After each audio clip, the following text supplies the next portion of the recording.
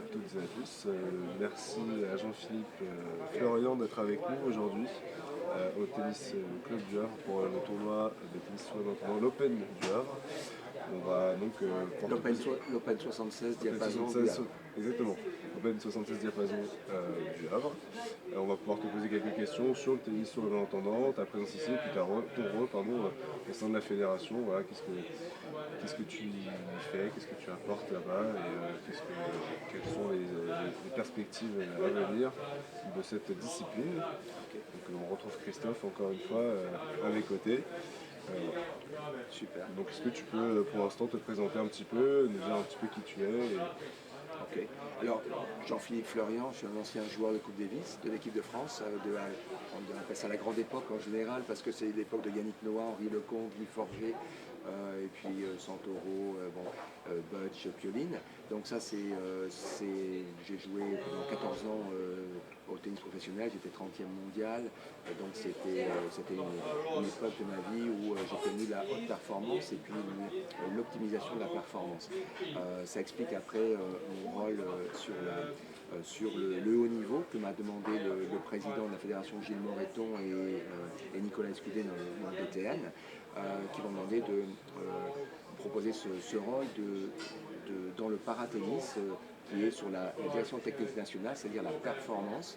Et ils m'ont demandé de structurer et de professionnaliser le paratennis. Alors le paratennis pour la direction technique nationale de la fédération, c'est deux disciplines. C'est le tennis fauteuil, qui est un sport paralympique, donc très important. Et aussi, il y a les sourds malentendants que nous avons récupérés en 2017, la délégation qui était auparavant avec la Fédération française de handicap. Moi, mon rôle, c'est de m'occuper du haut niveau et des équipes de France. Donc c'est pour ça que je suis ici au Havre pour assister le capitaine Xavier Leray, qui est le capitaine des équipes de France sourds malentendants, et sur ce tournoi qui était un double enjeu pour nous, un stage de préparation pour nos joueurs et nos joueuses, et en deuxième, le tournoi international, le premier tournoi international fait et organisé par le comité de la Seine-Maritime et aussi la Ligue de Normandie et Olivier Adou, son président, qui pousse beaucoup pour le tennis, pour le paratennis. Et ça fait combien de temps que tu travailles au sein de la DTN? Alors j'ai commencé il y a 8 mois.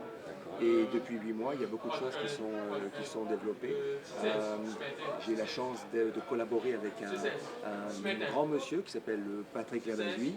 Et nous sommes donc collègues tous les deux.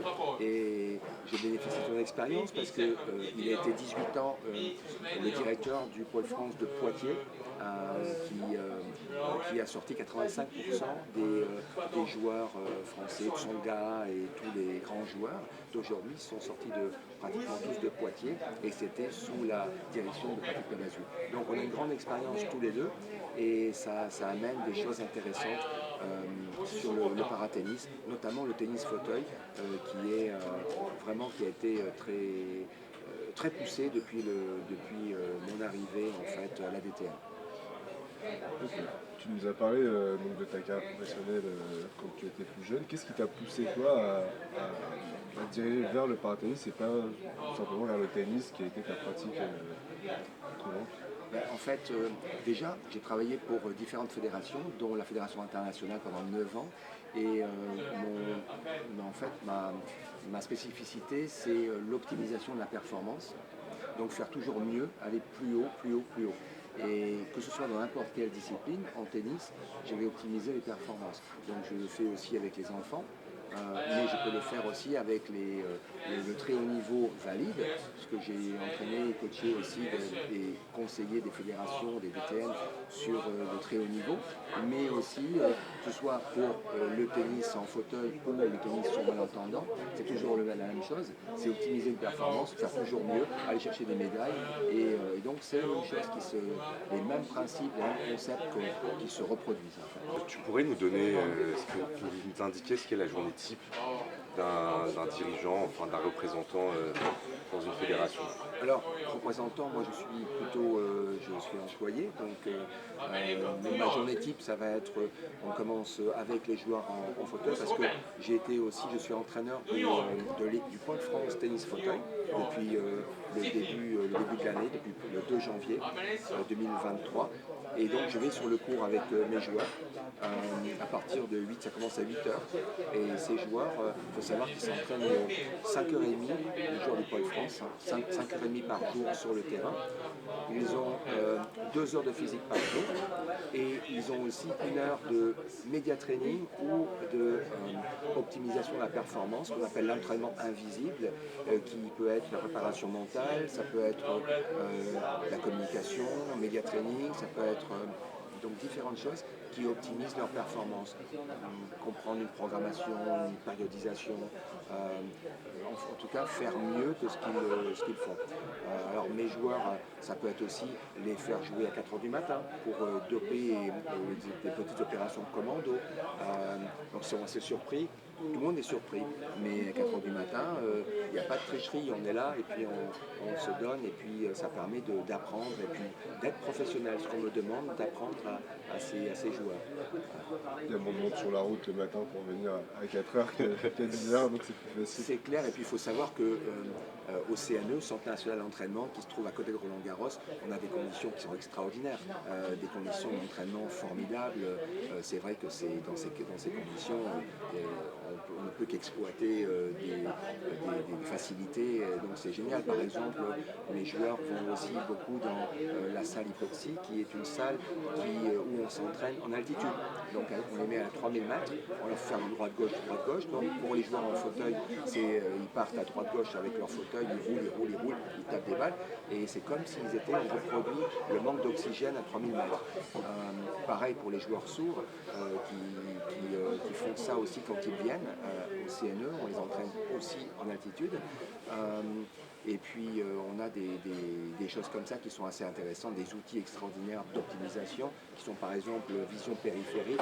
Donc pour les sourds malentendants, c'est très intéressant parce que eux, ils doivent doper plus leur vision. Un sens différent pour compenser le sens qu'ils ont perdu, qu'ils n'ont plus. Alors, et donc c'est intéressant de doper les yeux avec des logiciels, des machines qu'on a qui sont des outils qui sont comme iVision, qu'on utilise au Centre national d'entraînement et qui permet de booster les visions périphériques où on accélère la perception. Donc c'est très intéressant et puis ça permet d'aller chercher le petit pourcentage ici, 2% ici, qui permettent d'aller plus loin et d'aller chercher les médailles à l'arrivée. D'où l'optimisation de la performance. Oui. C'est vraiment la clé. Complètement. Aller chercher 2%, 3%, 1%. Et il faut savoir que chaque joueur est différent. On personnalise les routines d'entraînement, les plans d'entraînement. On met en place un plan différent pour chacun des joueurs. Et parce que chacun est différent, les profils psychologiques sont différents. Et donc le bon entraîneur doit s'adapter à son joueur et non pas le contraire. Avec l'objectif de Paris 2024, est-ce que tu as le sentiment que le paratennis prend de l'importance et en plein essor ou Bah oui, on sent qu'à Paris, là, il y a un engouement, il y a une émulation, il y a des choses qui se passent. Déjà, mon arrivée n'est pas par hasard non plus. C'est vraiment le but est d'aller chercher les médailles, de faire mieux, d'optimiser, d'aller plus loin. Donc nous, ce que j'explique, c'est qu'il faut faire le maximum. Tout ce qu'on peut faire, c'est faire le maximum, aller plus loin. Si à partir du moment où on donne son maximum et qu'on fait tout ce qu'on peut pour jouer le mieux possible, on ne peut pas faire plus. Donc la médaille ne dépend plus de nous, elle dépend des autres aussi. Alors par contre, nous, on doit être irréprochable. On doit être à un niveau de performance qui est linéaire et qui doit être à un très haut niveau, le plus haut niveau possible. Ensuite, le reste, ça ne dépend plus de nous. Il y a Paris 2024 en ligne de mire, mais il y a aussi l'avenir post-2024. Est-ce que les efforts consacrés pour 2024 vont être vont perdurer à long terme après 2024. Alors, pour les joueurs en fauteuil, oui, ça va perdurer. Nous, on a déjà lancé une cellule qui est vraiment une volonté du président de la fédération, Gilles Moreton, qui a poussé, qui a voulu un pôle France tennis fauteuil au CNE. Et c'est sa volonté, il l'a poussé, il a montré sa détermination. Et donc ça, c'est formidable. Et ce pôle France va continuer. Et 2028, on est déjà en train de regarder pour 2028 Los Angeles. On est déjà dessus. Et notamment, on a une petite jeune joueuse qui est formidable. Je vous rappelle son nom, c'est Xenia Chasteau, qui va faire parler d'elle et qui va certainement devenir une porte-parole pour les joueurs et joueuses en fauteuil, nous espérons. En tout cas, on va essayer de la modeler pour qu'elle devienne cette leader. Aujourd'hui, on a aussi des très bonnes personnalités. Nous avons Pauline Deroulette notamment, qui apporte une communication, qui apporte quelque chose de fort, des émotions par rapport au tennis fauteuil. Chez les femmes, elle est super, elle est patriotique, elle pense qu'une chose, c'est la médaille, et elle tire toute l'équipe avec elle, donc c'est formidable de la voir. Et d'avoir des petites jeunes aussi qui arrivent, des juniors derrière, c'est super, c'est notre relève, c'est notre détection. Donc on est très content de ça. Et par contre, on pousse beaucoup par rapport à, oui, 2028 est déjà là, on est là-dessus. Alors, ça, c'est pour le paratennis, tennis fauteuil. Maintenant, pour les sourds malentendants, nous avons aussi, eux, ils sont pas sur le côté paralympique, ils sont sur le côté Deaflympics. Et donc, c'est une autre organisation, sourd mondiale, qui s'occupe de la même chose, c'est les Jeux Deaflympics, et qui sont très importants aussi. Nous sommes d'ailleurs ici au Havre, nous avons la chance d'avoir des médaillés, nos médaillés français, notamment Michael Laurent, qui est une légende des sourds malentendants, qui a avec 26 médailles, et donc il est encore en activité. Il a perdu en demi-finale ici, en faisant un grand match contre le vainqueur de l'Open d'Australie, le dernier vainqueur de l'Open d'Australie. Donc ça, c'est super. Et avec Vincent Novelli, en double, ils ont la médaille Deaflympics qui s'est déroulée au Brésil l'année dernière, en 2022. Donc on a de la chance d'avoir ces joueurs de l'équipe de France qui sont médaillés. Et c'est très important pour nous, pour le ministère aussi des Sports, d'avoir des champions. Et c'est pour ça qu'on est en train de pousser beaucoup tout ce côté sourd malentendant pour essayer d'avoir des tournois supplémentaires en France, internationaux, pour accompagner la montée en puissance de l'équipe de France. Chez les garçons, donc avec notamment Michael Vincent, mais on a un nouveau joueur qui s'appelle Olivier Grave, qui même maintenant a dépassé au point de vue simple Michael Laurent. Donc ça, c'est formidable pour nous, ça nous permet d'avoir une espérance de médaille de bronze, médaille d'argent peut-être en simple. Et derrière, en double, on a toujours donc cette expérience formidable de Michael Laurent avec Vincent Novelli ou avec Olivier Grave qui va peut-être se mettre aussi à jouer très bien en double.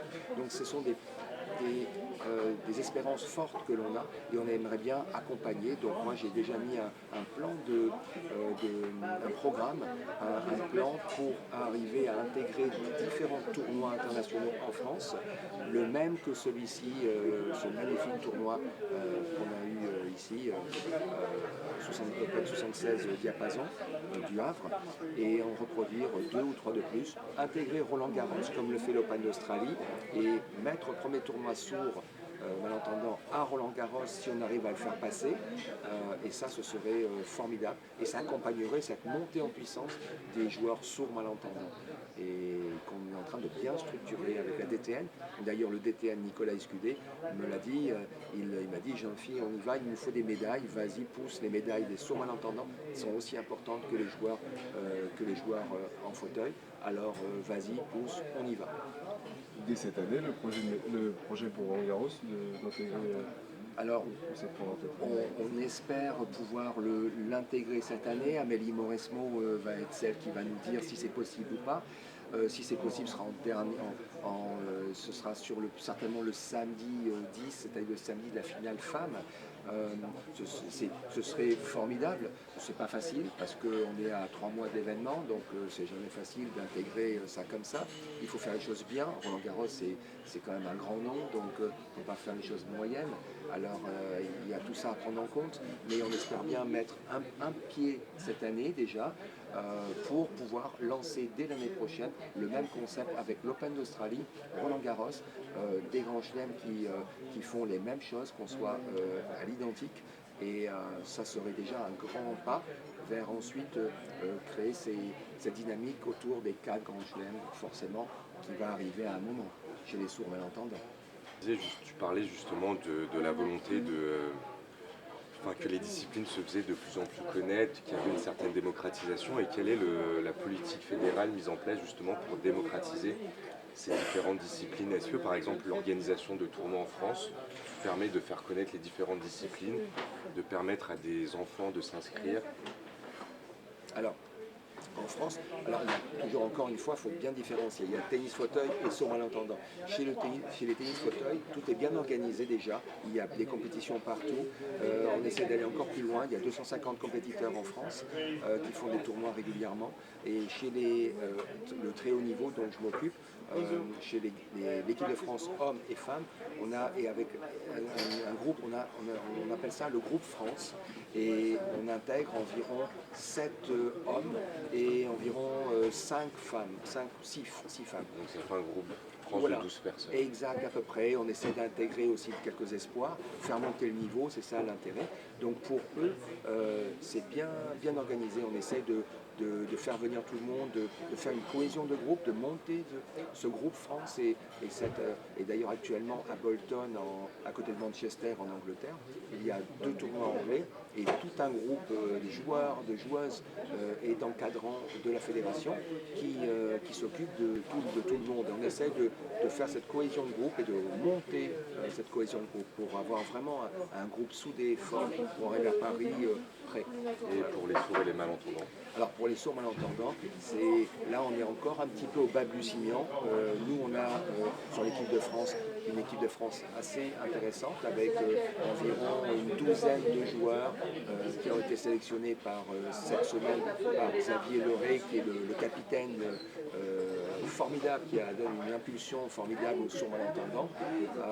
Et donc tous ces joueurs, on essaie de faire une cohésion de groupe, de les intégrer, de faire des petits stages par-ci, par-là, de mettre en place des tournois qui vont permettre de faire monter ce niveau. On a aussi la chance d'avoir un côté socio-professionnel à la fédération. On essaie de trouver avec l'ANS, avec différentes organisations, des accords pour trouver des jobs à nos joueurs des équipes de France qui vont leur permettre de pouvoir s'entraîner plus et donc monter en niveau et qui à l'arrivée nous permettra d'avoir possibilité d'aller chercher des médailles supplémentaires. Et d'un point de vue beaucoup plus pratique, notamment pour les sourds et les malentendants, comment ils font pour vivre? Est-ce qu'ils travaillent à côté? Est-ce que la fédération leur donne des subventions? Ou alors il y a des contrats avec l'armée ou les gendarmes où ils font un certain nombre d'heures, ce qui leur permet de dégager du temps pour s'entraîner? Alors pour l'instant, en fait, c'est le problème. C'est que tout le monde parle de ce handicap et sourd, un handicap invisible. On ne pousse pas assez le côté handicap pour moi, parce que vraiment, ce handicap, il est fort, il est très important, vraiment. Parce qu'il faut comprendre que le tennis en fauteuil, ce sont des gens qui sont comme nous, qui sont des gens qui ont été à l'école et qui ont eu un accident à un moment. En général, c'est ce qui se passe pour 80% d'entre eux, qui ont eu un accident, qui ont perdu une jambe ou qui ont été atteints du dos et qui sont tout en fauteuil. Mais ce sont des gens qui ont un apprentissage scolaire normal, qui résonne de la même façon que nous. Les sourds, c'est différent, parce qu'eux, ils n'ont jamais entendu les sons. Donc, ils ont un apprentissage et une éducation qui est totalement différente. Et leur compréhension des choses est vraiment différente.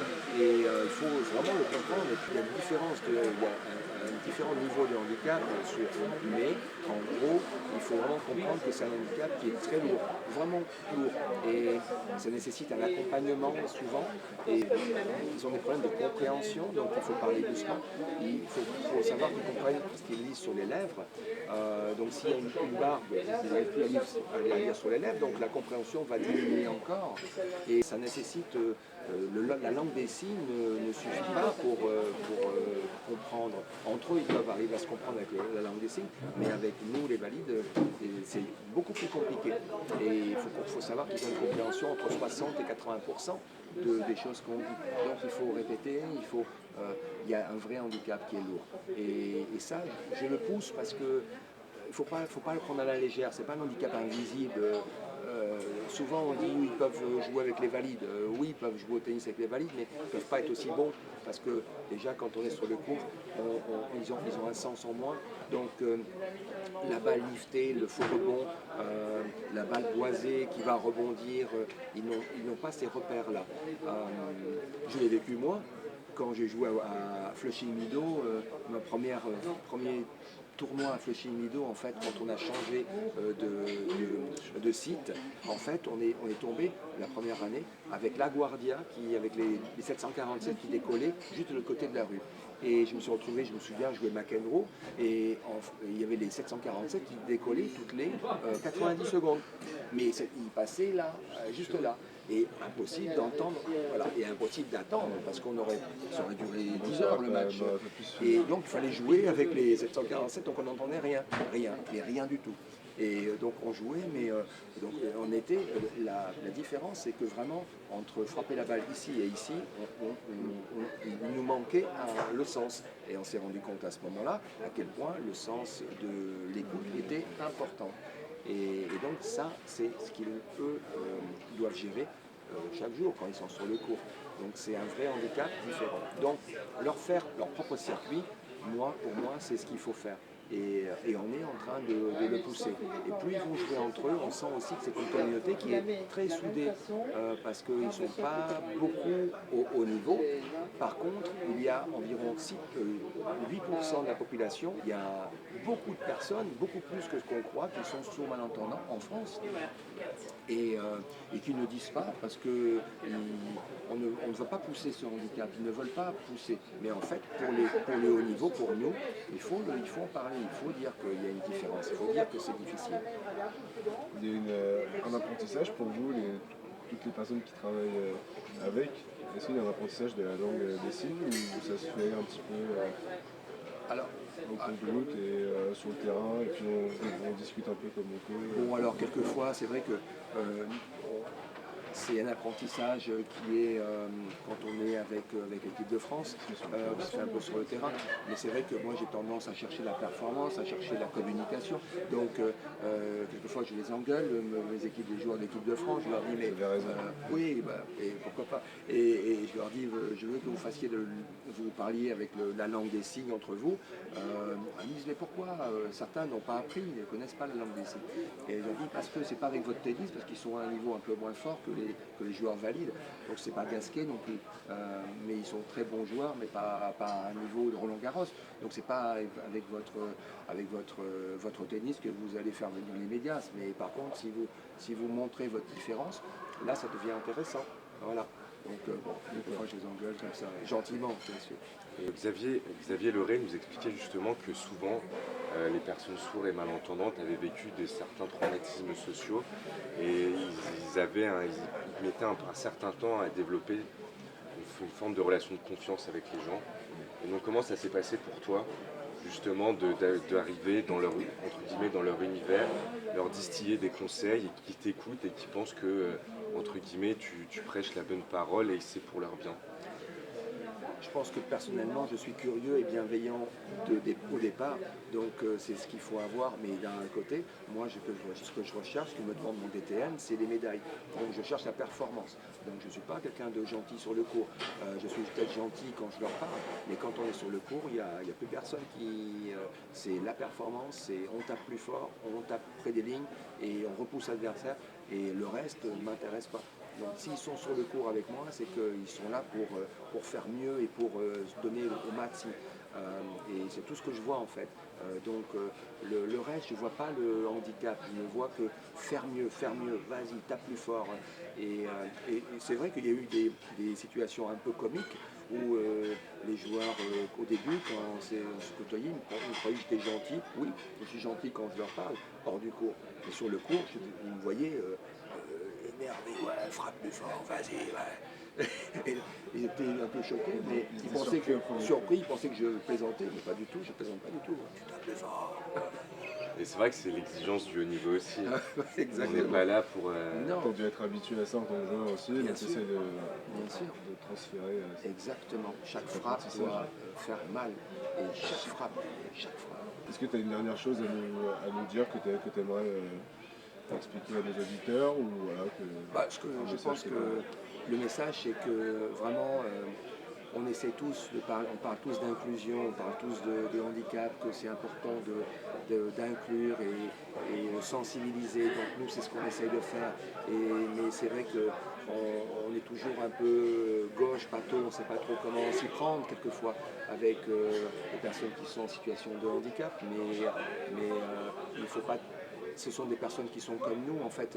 Et il faut savoir, pour moi, je vois aussi que en ayant aussi travaillé dans des handicaps invisibles, qui sont par exemple des gens qui sont violés par exemple, il y a donc il y a des gens qui ont vu des horreurs, des enfants en Afrique notamment qui ont vu leurs parents se faire trancher la gorge devant au Burundi ou dans des endroits comme ça.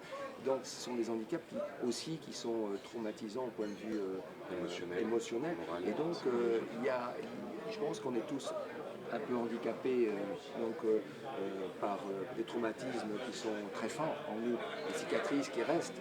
Alors là, c'est vrai qu'on a des handicaps visibles ou un peu invisibles, mais on les comprend peut-être nous-mêmes parce qu'en nous, on a déjà ces cicatrices. En tout cas, je pense que pour finir, c'est remercier toutes les personnes qui poussent cette inclusion, remercier le comité de Seine-Maritime parce que grâce à ce qu'ils font, on a notre premier tournoi sourd malentendant au Havre et qui va permettre d'en avoir d'autres.